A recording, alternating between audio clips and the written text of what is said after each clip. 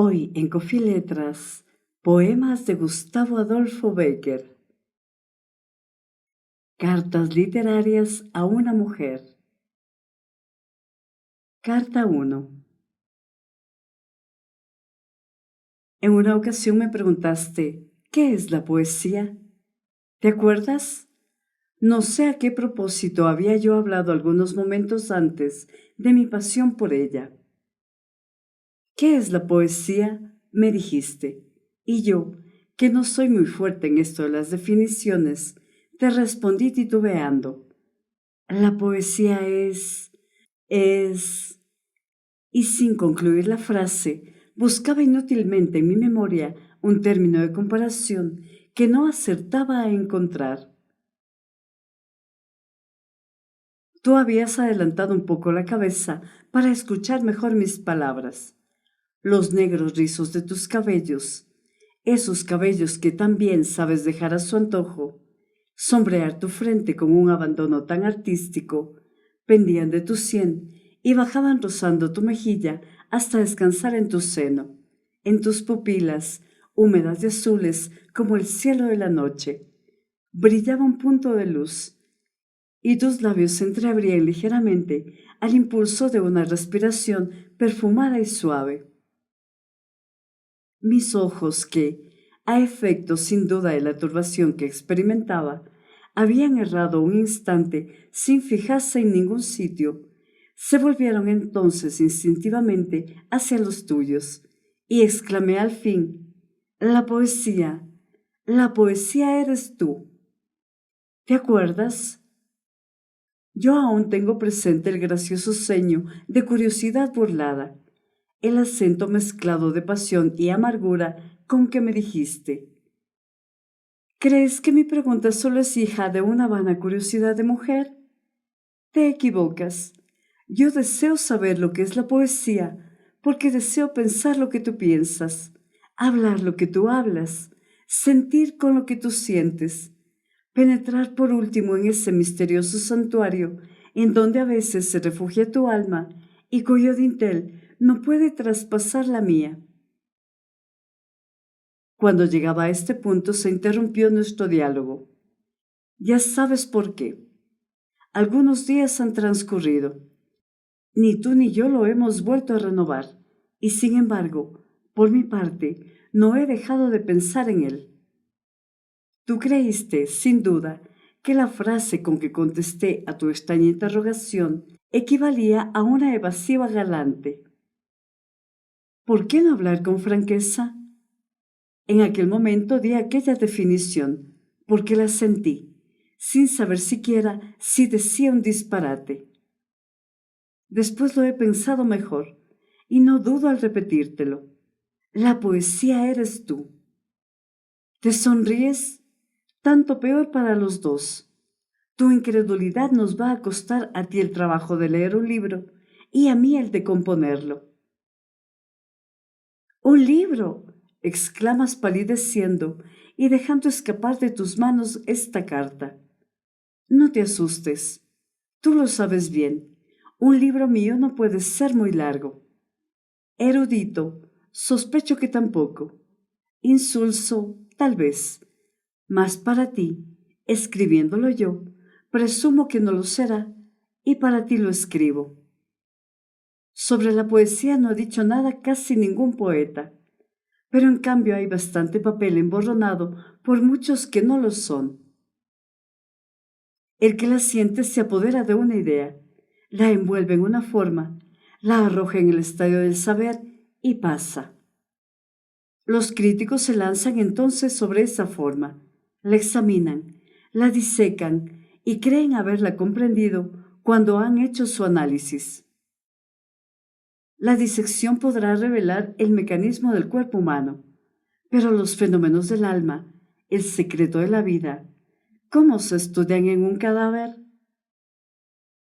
No obstante, sobre la poesía se han dado reglas, se han atestado infinidad de volúmenes, se enseña en las universidades, se discute en los círculos literarios y se explica en los ateneos. No te extrañes. Un sabio alemán ha tenido la humorada de reducir a notas y encerrar en las 5 líneas de una pauta el misterioso lenguaje de los ruiseñores. Yo, si he de decir la verdad, todavía ignoro qué es lo que voy a hacer, así es que no puedo anunciártelo anticipadamente. Solo te diré, para tranquilizarte, que no te inundaré en ese diluvio de términos que pudiéramos llamar facultativos, ni te citaré autores que no conozco, ni sentencias en idiomas que ninguno de los dos entendemos. Antes de ahora te lo he dicho. Yo nada sé, nada he estudiado, he leído un poco, he sentido bastante y he pensado mucho, aunque no acertaré a decir si bien o mal. Como solo de lo que he sentido y he pensado he de hablarte, te bastará sentir y pensar para comprenderme. Herejías históricas, filosóficas y literarias, presiento que voy a decir muchas. No importa. Yo no pretendo enseñar a nadie, ni erigirme en autoridad, ni hacer que mi libro se declare de texto. Quiero hablarte un poco de literatura, siquiera no sea más que por satisfacer un capricho tuyo. Quiero decirte lo que sé de una manera intuitiva, comunicarte mi opinión y tener al menos el gusto de saber que si nos equivocamos los dos, lo cual, dicho sea de paso, para nosotros equivale a acertar. La poesía eres tú, te he dicho, porque la poesía es el sentimiento y el sentimiento es la mujer. La poesía eres tú, porque esa vaga aspiración a lo bello que la caracteriza y que es una facultad de la inteligencia en el hombre, en ti pudiera decirse que es un instinto. La poesía eres tú, porque el sentimiento que en nosotros es un fenómeno accidental y pasa como una ráfaga de aire, se halla tan íntimamente unido a tu organización especial que constituye una parte de ti misma. Últimamente, la poesía eres tú, porque tú eres el foco de donde parten sus rayos. El genio verdadero tiene algunos atributos extraordinarios que Balzac llama femeninos y que efectivamente lo son. En la escala de la inteligencia del poeta hay notas que pertenecen a la de la mujer y estas son las que expresan la ternura, la pasión y el sentimiento. Yo no sé por qué los poetas y las mujeres no se entienden mejor entre sí. Su manera de sentir tiene tantos puntos de contacto. Quizás por eso... Pero dejemos digresiones y volvamos al asunto. Decíamos... Ah, sí, hablábamos de la poesía. La poesía es en el hombre una cualidad puramente del espíritu. Reside en su alma, vive con la vida incorpórea de la idea y para revelarla necesita darle una forma. Por eso la escribe. En la mujer, por el contrario, la poesía está como encarnada en su ser, su aspiración, sus presentimientos, sus pasiones y su destino son poesía. Vive, respira, se mueve en una indefinible atmósfera de idealismo que se desprende de ella, como un fluido luminoso y magnético.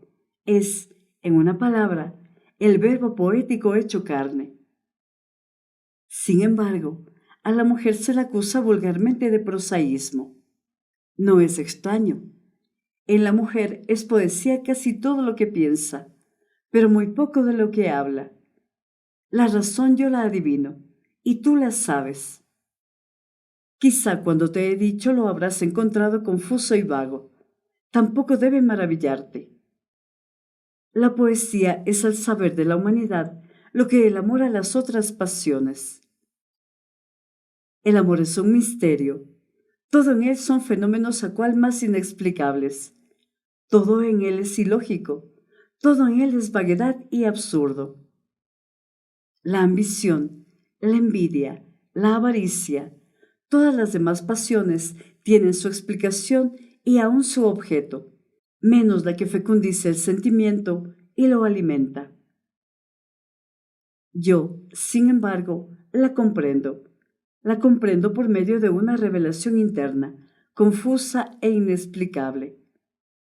Deja esta carta, cierra tus ojos al mundo exterior que te rodea, vuélvelos a tu alma, presta atención a los confusos rumores que se elevan de ella, y acaso la comprenderás como yo.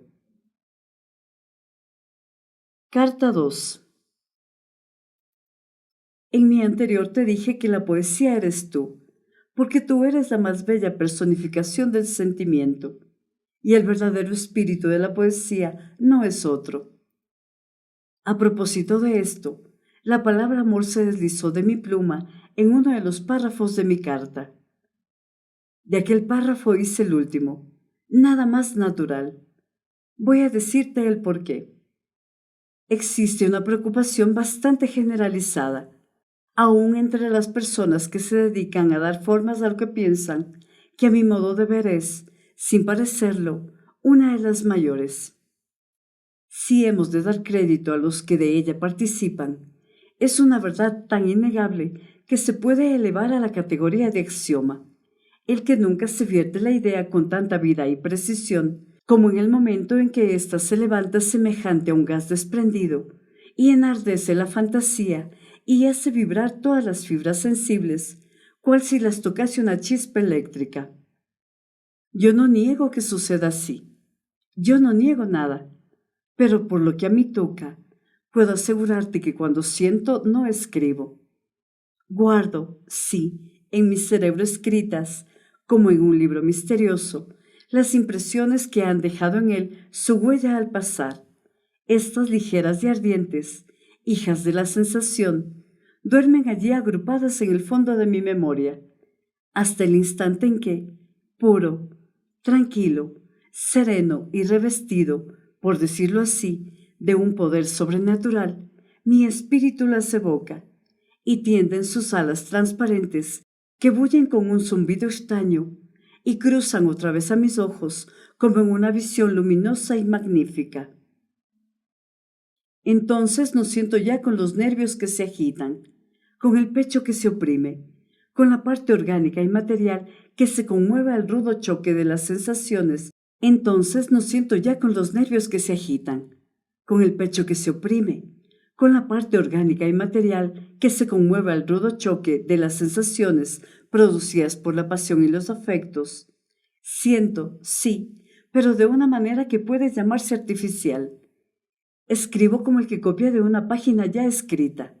Dibujo como el pintor que reproduce el paisaje, que se dilata ante sus ojos y se pierde entre la bruma de los horizontes. Todo el mundo siente. Solo a algunos seres se les es dado el guardar, como un tesoro, la memoria viva de lo que han sentido. Yo creo que estos son los poetas. Es más, creo que únicamente por esto lo son. Efectivamente es más grande, más hermoso figurarse al genio ebrio de sensaciones y de inspiración, trazando, a grandes rasgos, temblorosa la mano con la ira, llenos aún los ojos de lágrimas o profundamente conmovido por la piedad, esas tiradas de poesía que más tarde son la admiración del mundo. Pero, ¿qué quieres? No siempre la verdad es lo más sublime. ¿Te acuerdas? No hace mucho que te lo dije a propósito de una cuestión parecida. Cuando un poeta te pinte en magníficos versos su amor, duda. Cuando te lo dé a conocer en prosa y mala, cree. Hay una parte mecánica, pequeña y material en todas las obras del hombre, que la primitiva, la verdadera inspiración desdeña en sus ardientes momentos de arrebato. Sin saber cómo, me he distraído del asunto. Como quiera que lo he hecho por darte una satisfacción, espero que tu amor propio sabrá disculparme. ¿Qué mejor intermediario que este para con una mujer? No te enojes. Es uno de los muchos puntos de contacto que tenéis con los poetas, o que éstos tienen con vosotras. Sé, porque lo sé, aun cuando tú no me lo has dicho, que te quejas de mí, porque al hablar del amor detuve la pluma y terminé mi primera carta como enojado de la tarea. Sin duda, ¿a qué negarlo? Pensaste que esta fecunda idea se esterilizó en mi mente por falta de sentimiento. Ya te he demostrado tu error. Al estamparla, un mundo de ideas confusas y sin nombre se elevaron en tropel de mi cerebro y pasaron volteando alrededor de mi frente como una fantástica ronda de visiones quiméricas. Un vértigo nubló mis ojos. Escribir. Oh, si yo pudiera haber escrito entonces, no me cambiaría por el primer poeta del mundo. Mas, entonces lo pensé, y ahora lo digo. Si yo siento lo que siento para hacer lo que hago, ¿qué gigante océano de luz y de inspiración no se agitaría en la mente de esos hombres que han escrito lo que a todos nos admira? Si tú supieras cómo las ideas más grandes se empequeñecen al encerrarse en el círculo de hierro de la palabra, si tú supieras qué diáfanas, qué ligeras, qué impalpables son las gasas de oro que flotan en la imaginación al envolver esas misteriosas figuras que crea y de las que solo acertamos a reproducir el descarnado esqueleto, si tú supieras cuán imperceptible es el hilo de luz que ata entre sí los pensamientos más absurdos que nadan en su caos, si tú supieras... Pero, ¿qué digo? Tú lo sabes, tú debes saberlo. ¿No has soñado nunca? Al despertar, ¿te ha sido alguna vez posible referir con toda su inexplicable vaguedad y poesía lo que has soñado?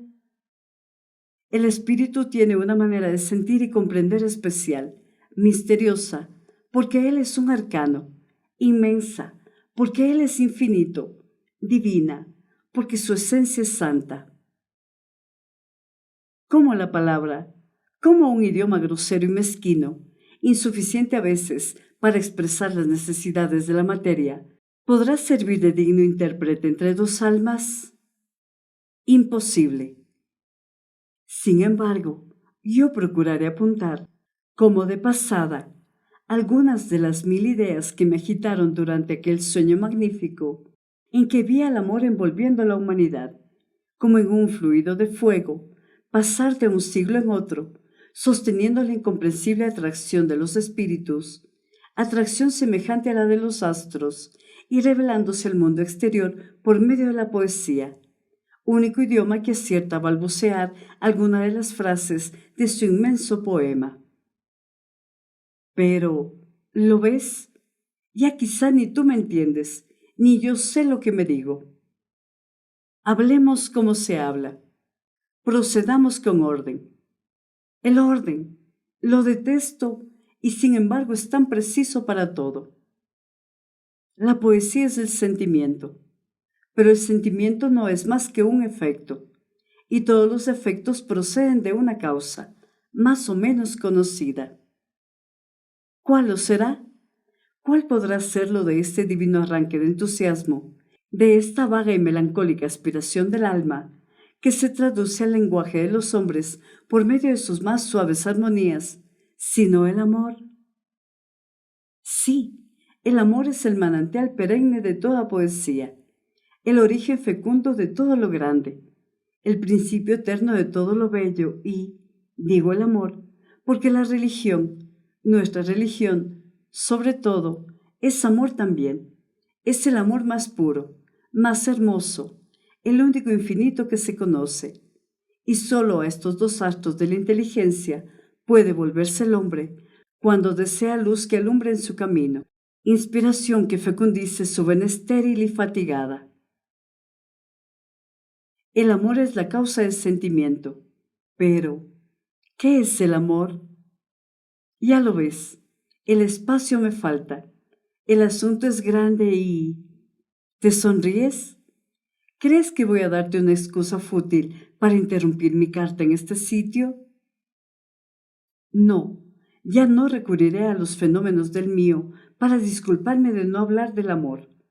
Te lo confesaré ingenuamente. Tengo miedo. Algunos días, solo algunos, Y te lo juro, te hablaré del amor a riesgo de escribir 1.000.000 de disparates. ¿Por qué tiemblas? Dirás sin duda. ¿No hablan de él a cada paso gentes que ni aún lo conocen?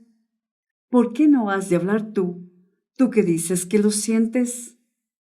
Ay, ¿acaso por lo mismo que ignoran lo que es, se atreven a definirlo? ¿Vuelves a sonreírte? Créeme, la vida está llena de estos absurdos. Estás escuchando Coffee Letras con Eva Grijalva. Carta 3. ¿Qué es el amor? A pesar del tiempo transcurrido, creo que debes acordarte de lo que te voy a referir. La fecha en que aconteció, aunque no la consigne la historia, será siempre una fecha memorable para nosotros. Nuestro conocimiento solo databa de algunos meses. Era verano y nos hallábamos en Cádiz. El rigor de la estación no nos permitía pasear sino al amanecer o durante la noche. Un día, digo mal, no era día aún. La dudosa claridad del crepúsculo de la mañana teñía de un vago azul el cielo. La luna se desvanecía en el ocaso, envuelta en una bruma violada, y lejos, muy lejos, en la distante lontananza del mar, las nubes se coloreaban de amarillo y rojo cuando la brisa precursora de la luz, levantándose del océano fresca e impregnada en el marino perfume de las olas, acarició al pasar nuestras frentes. La naturaleza comenzaba entonces a salir de su letargo con un sordo murmullo. Todo a nuestro alrededor estaba en suspenso y como aguardando una señal misteriosa para prorrumpir en el gigante himno de alegría de la creación que despierta. Nosotros, desde lo alto de la fortísima muralla que ciñe y defiende la ciudad, y a cuyos pies se rompen las olas con un gemido, contemplábamos con avidez el solemne espectáculo que se ofrecía a nuestros ojos. Los dos guardábamos un silencio profundo, y no obstante, los dos pensábamos una misma cosa. Tú formulaste mi pensamiento al decirme, ¿qué es el sol? En aquel momento, el astro cuyo disco comenzaba a chispear en el límite del horizonte, rompió el seno de los mares. Sus rayos se tendieron rapidísimos sobre su inmensa llanura. El cielo, las aguas y la tierra se inundaron de claridad y todo resplandeció como si un océano de luz se hubiese volcado sobre el mundo. En las crestas de las olas, en los ribetes de las nubes, en los muros de la ciudad, en el vapor de la mañana, sobre nuestras cabezas, a nuestros pies, en todas partes ardía la pura lumbre del astro y flotaba una atmósfera luminosa y transparente en la que nadaban encendidos los átomos del aire. Tus palabras resonaban aún en mi oído. ¿Qué es el sol? Me habías preguntado. Eso, respondí señalándote su disco que volteaba oscuro y franjado de fuego en mitad de aquella diáfana atmósfera de oro. Y tu pupila y tu alma se llenaron de luz, y en la indescriptible expresión de tu rostro conocí que lo habías comprendido. Yo ignoraba la definición científica con que pude responder a tu pregunta, pero de todos modos, en aquel instante solemne, estoy seguro de que no te hubieras satisfecho. Definiciones. Sobre nada se han dado tantas como sobre las cosas indefinibles. La razón es muy sencilla. Ninguna de ellas satisface, ninguna es exacta, por lo que cada cual se cree con derecho para formular la suya. ¿Qué es el amor? Con esta frase concluí mi carta de ayer y con ella he comenzado la de hoy. Nada me sería más fácil que resolver, con el apoyo de una autoridad, esta cuestión que yo mismo me propuse al decirte que es la fuente del sentimiento. Llenos están los libros de definiciones sobre este punto. Las hay en griego y en árabe, en chino y en latín, en copto y en ruso, qué sé yo, en todas las lenguas muertas o vivas, sabias o ignorantes que se conocen. Yo he leído algunas y me he hecho traducir otras. Después de conocerlas casi todas, he puesto la mano sobre mi corazón, he consultado mis sentimientos y no he podido menos que repetir con Hamlet: palabras, palabras, palabras. Por eso he creído más oportuno recordarte una escena pasada que tiene alguna analogía con nuestra situación presente y decirte ahora como entonces: ¿quieres saber lo que es el amor? Recógete dentro de ti misma, y si es verdad que lo abrigas en tu alma, siéntelo y lo comprenderás, pero no me lo preguntes.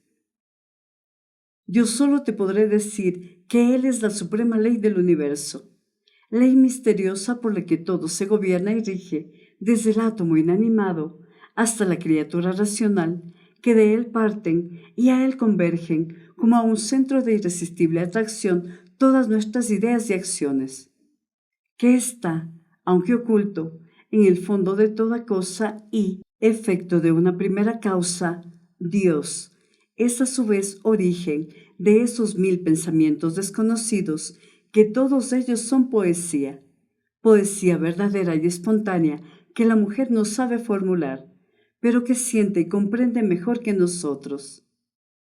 Sí, que poesía es, y no otra cosa, esa aspiración melancólica y vaga que agita tu espíritu con el deseo de una perfección imposible. Poesía, esas lágrimas involuntarias que tiemblan un instante en tus párpados, se desprenden en silencio, ruedan y se evaporan como un perfume. Poesía, el gozo improviso que ilumina tus facciones con una sonrisa suave y cuya oculta causa ignoras dónde está. Poesías son, por último, todos estos fenómenos inexplicables que modifican el alma de la mujer cuando despierta el sentimiento y la pasión.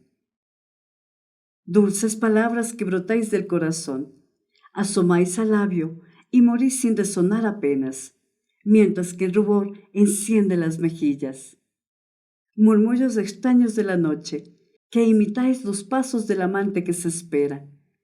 Gemidos del viento que fingís una voz querida que nos llama entre las sombras. Imágenes confusas que pasáis cantando una canción sin ritmo ni palabras, que solo percibe y entiende el espíritu. Febriles exaltaciones de la pasión, que dais colores y forma a las ideas más abstractas. Presentimientos incomprensibles que ilumináis como un relámpago nuestro porvenir. Espacios sin límites, que os abrís ante los ojos del alma ávida de inmensidad y la arrastráis a vuestro seno y la saciáis de infinito. Sonrisas, lágrimas, suspiros y deseos, que formáis el misterioso cortejo del amor. Vosotros sois la poesía, la verdadera poesía que puede encontrar un eco, producir una sensación o despertar una idea. Y todo este tesoro inagotable del sentimiento, todo este animado poema de esperanzas y de abnegaciones, de sueños y de tristezas, de alegrías y de lágrimas, donde cada sensación es una estrofa y cada pasión un canto, todo está contenido en vuestro corazón de mujer. Un escritor francés ha dicho, juzgando a un músico ya célebre, al autor del Tannhäuser: es un hombre de talento que hace todo lo posible por disimularlo, pero que a veces no lo puede conseguir y a su pesar lo demuestra.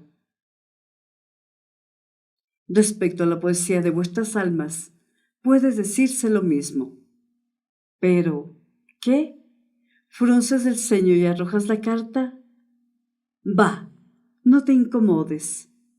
Sabe de una vez y para siempre que tal como os manifestáis yo creo, y conmigo lo creen todos, que las mujeres son la poesía del mundo.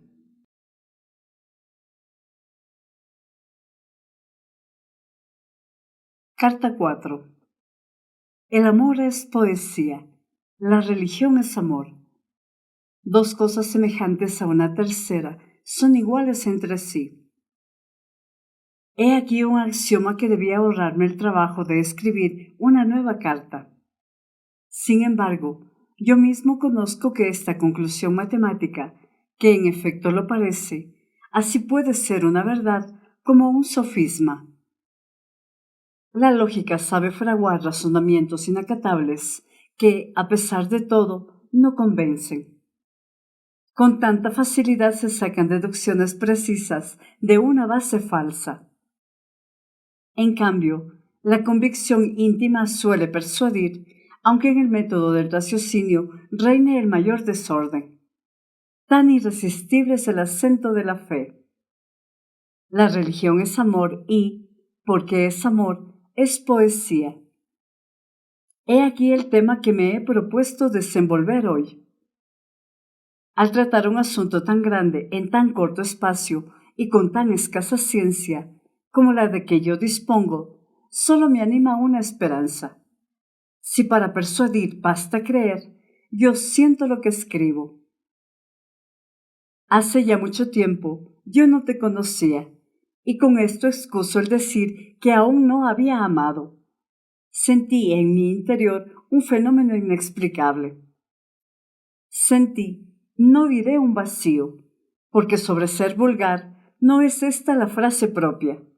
Sentí en mi alma y en todo mi ser como una plenitud de vida, como un desbordamiento de actividad moral, que no encontrando objeto en que emplearse, se elevaba en forma de ensueños y fantasías en los cuales buscaba en vano la expansión, estando como estaban dentro de mí mismo. Tapa y coloca al fuego un vaso con líquido cualquiera. El vapor, con un ronco hervidero, se desprende del fondo, y sube, y pugna por salir, y vuelve a caer deshecho en menudas gotas, y torna a elevarse, y torna a deshacerse, hasta que el cabo estalla comprimido y quiebra la cárcel que lo detiene. Este es el secreto de la muerte prematura y misteriosa de algunas mujeres y de algunos poetas. Arpas que se rompen sin que nadie haya arrancado una melodía de sus cuerdas de oro. Esta es la verdad de la situación de mi espíritu, cuando aconteció lo que voy a referirte. Estaba en Toledo, la ciudad sombría y melancólica por excelencia. Allí cada lugar recuerda una historia, cada piedra un siglo, cada monumento una civilización. Historias, siglos y civilizaciones que han pasado y cuyos actores tal vez son ahora el polvo oscuro que arrastra el viento en remolinos, al silbar en sus estrechas y tortuosas calles. Sin embargo, por un contraste maravilloso, allí donde todo parece muerto, donde no se ven más que ruinas, donde solo se tropieza con rotas columnas y destrozados capiteles, mudos sarcasmos de la loca aspiración del hombre a perpetuarse, diríase que el alma, sobrecogida de terror y sedienta de inmortalidad, busca algo eterno en donde refugiarse, y como el náufrago que se hace de una tabla, se tranquiliza al recordar su origen. Un día entré en el antiguo convento de San Juan de los Reyes. Me senté en una de las piedras de su ruinoso claustro y me puse a dibujar. El cuadro que se ofrecía a mis ojos era magnífico. Largas hileras de pilares que sustentan una bóveda cruzada de mil y mil crestones caprichosos, anchas ojivas caladas como los encajes de un rostrillo, ricos doseletes de granito con caireles de hiedra que suben por entre las labores como afrentando a las naturales, ligeras creaciones del cincel que parece han de agitarse al soplo del viento, estatuas vestidas de luengos paños que flotan como al andar, caprichos fantásticos, gnomos, hipogrifos, dragones y reptiles sin número, que ya asoman por cima de un capitel, ya corren por las cornisas, se enroscan en las columnas o trepan babeando por el tronco de las guirnaldas de trébol, galerías que se prolongan y que se pierden.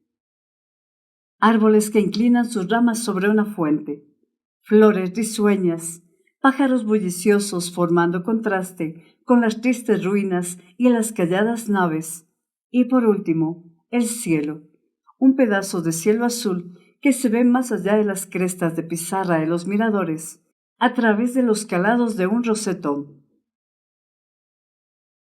En tu álbum tienes mi dibujo, una reproducción pálida, imperfecta, ligerísima de aquel lugar, pero que no obstante puede darte una idea de su melancólica hermosura. No ensayaré, pues, describírtela con palabras, inútiles tantas veces. Sentado, como te dije, en una de las rotas piedras, trabajé en él toda la mañana. Torné a emprender mi tarea a la tarde y permanecí absorto en mi ocupación hasta que comenzó a faltar la luz. Entonces, dejando a un lado el lápiz y la cartera, tendí una mirada por el fondo de las solitarias galerías y me abandoné a mis pensamientos. El sol había desaparecido. Solo turbaban el alto silencio de aquellas ruinas el monótono rumor del agua de la fuente, el trémulo murmullo del viento que suspiraba en los claustros y el temeroso y confuso rumor de las hojas de los árboles, que parecían hablar entre sí en voz baja. Mis deseos comenzaron a hervir y a levantarse en vapor de fantasías. Busqué a mi lado una mujer, una persona a quien comunicar mis sensaciones. Estaba solo. Entonces me acordé de esta verdad, que había leído en no sé qué autor. La soledad es muy hermosa, cuando se tiene junto a alguien a quien decírselo. No había aún concluido de repetir esta frase célebre, cuando me pareció ver levantarse a mi lado y de entre las sombras una figura ideal, cubierta con una túnica flotante y ceñida a la frente de una aureola. Era una de las estatuas del claustro derruido, una escultura que arrancada de su pedestal y arrimada al muro en que me había recostado, yacía allí, cubierta de polvo y medio escondida entre el follaje, junto a la rota losa de un sepulcro y el capitel de una columna. Más allá, a lo lejos, y veladas por las penumbras y la oscuridad de las extensas bóvedas, se distinguían confusamente algunas otras imágenes. Vírgenes con sus palmas y sus nimbos, monjes con sus báculos y sus capuchas, eremitas con sus libros y sus cruces, mártires con sus emblemas y sus aureolas. Toda una generación de granito, silenciosa e inmóvil, pero en cuyos rostros había grabado el cincel la huella del ascetismo y una expresión de beatitud y serenidad inefables. «He aquí», exclamé, «un mundo de piedra, fantasmas inanimados de otros seres que han existido y cuya memoria legó a las épocas venideras un siglo de entusiasmo y de fe. Vírgenes solitarias, austeros cenobitas, mártires esforzados que, como yo, vivieron sin amores ni placeres, que, como yo, arrastraron una existencia oscura y miserable, solos con sus pensamientos y el ardiente corazón inerte bajo el sayal, como un cadáver en su sepulcro. Volví a fijarme en aquellas facciones angulosas y expresivas. Volví a examinar aquellas figuras secas, altas, espirituales y serenas, y proseguí diciendo: ¿es posible que hayáis vivido sin pasiones, ni temor, ni esperanzas, ni deseos? ¿Quién ha recogido las emanaciones de amor que, como un aroma, se desprenderían de vuestras almas? ¿Quién ha saciado la sed de ternura que abrazaría vuestros pechos en la juventud? ¿Qué espacios sin límites se abrieron a los ojos de vuestros espíritus, ávidos de inmensidad, al despertarse el sentimiento? La noche había cerrado poco a poco.